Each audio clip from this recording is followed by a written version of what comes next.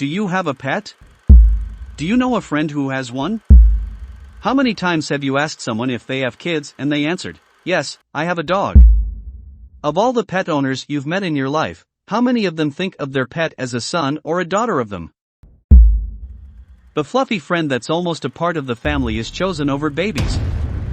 We are being replaced by pets. But why is it bad? And how are pets killing us?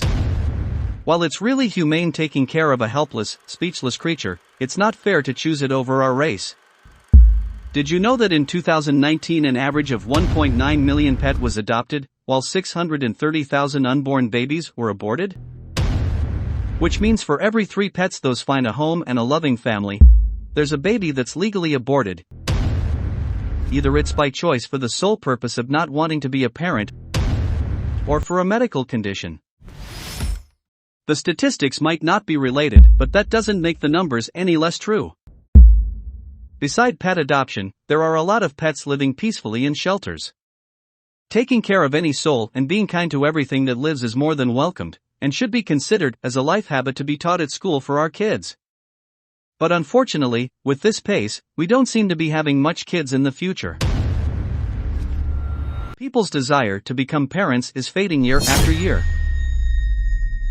And to be fair, it's convenient that people choose to be pet owners over being parents. I mean, the fluffy warm friend gives you the love a baby can give, plus they require less care. I know what you're thinking, taking care of a pet is not the easiest. Of course, there's toilet training.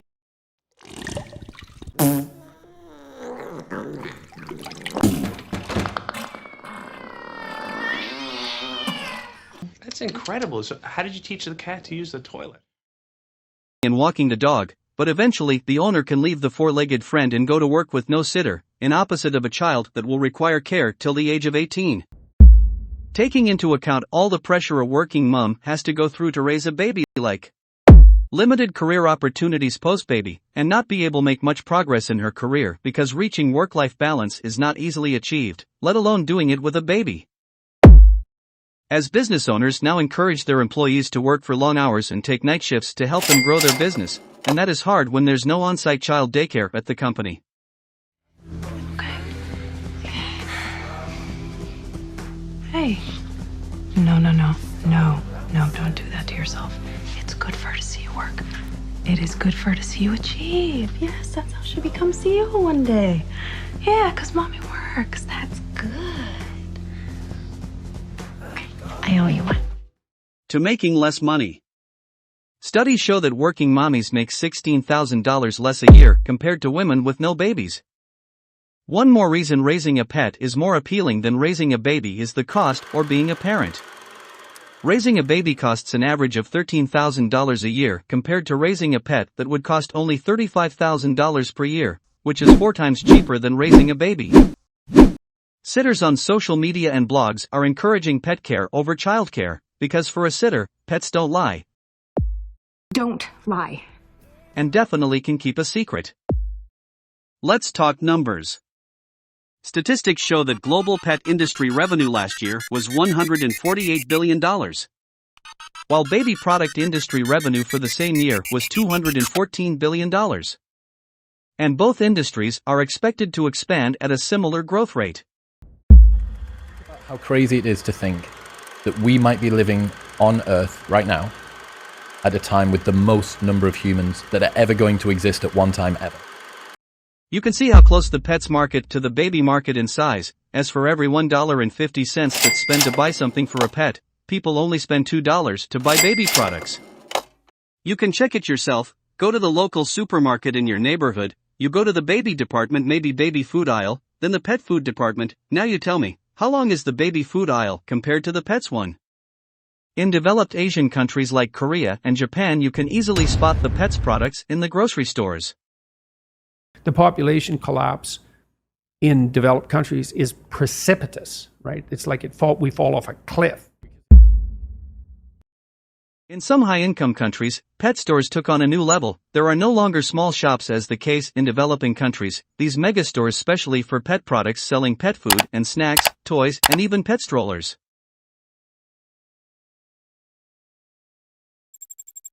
With all that mentioned previously, we all can notice that pet industry is thriving, while baby product industry is dying. The forever puppy! Huh? That's it? No. Imagine a puppy that never grows up. A puppy that stays a puppy forever. Once I launch my forever puppies to every corner of the world, they'll be so adorable. No one will ever want a baby ever again. The end of BabyCore! A smart businessman on seeing these charts would head towards pet products to make more money, while a smarter businessman will encourage having babies to ensure humanity continues, and so is his business. I think we need to watch out about population collapse. It would be a sad ending, where the average age becomes very high, and really the youth are effectively de facto enslaved to take care of the old people. This is not a good way to go end. Moreover, in many countries now, hospitals are shutting down the maternity ward because of low fertility. There are many empty maternity wards that's now nothing more than a storage room. And given the low productivity of the present fewer younger generation compared to past children, with their attention span being short because of social media, I'm afraid that humanity might not survive to habitat Mars as Elon Musk hopes. Starts with an S. So swummy, slippy, slappy, slimmin, Swanson? Maybe it's on the briefcase. Look on the... Oh yeah, it's right here. Samsonite. I was way off. I, as a human living on this earth, am thankful to all these helpful people as parents who decided or chose to have a baby, and helped majorly or minorly bring them up the way they are now. And sorry for all the other women who are not able to have babies because work life doesn't allow them to. Oh, well, I've thought for at least 10 years that the biggest problem in 50 years will be that there's just not enough people. It'll be young people we don't have enough of, and of course, young people are the ones who do the innovation and are going to do most of the heavy lifting. And you look at the birth rate in a lot of those places is only at about half of the sustaining rate. It will not stand. What we'll actually have in those countries is a very high dependency ratio, where the number of people who are retired is very high relative to the number of people who are net producers. And so you cannot, the social safety net will not hold. Some people are afraid of overpopulation as it leads to poverty and world hunger, due to short in natural resources, but that did not happen as people predicted. In fact, the world as we know got more money and we were able to head towards more sustainable resources of some aspects instead of relying on natural resources that would someday run out. The problem with overpopulation in some countries is not how to cover for a large number of people, rather it's how to use the muscle and brains of youth to build a strong economy and civilization. Now you tell me, how many babies are you planning to have? And how are you planning to raise them to be useful citizens in humanity?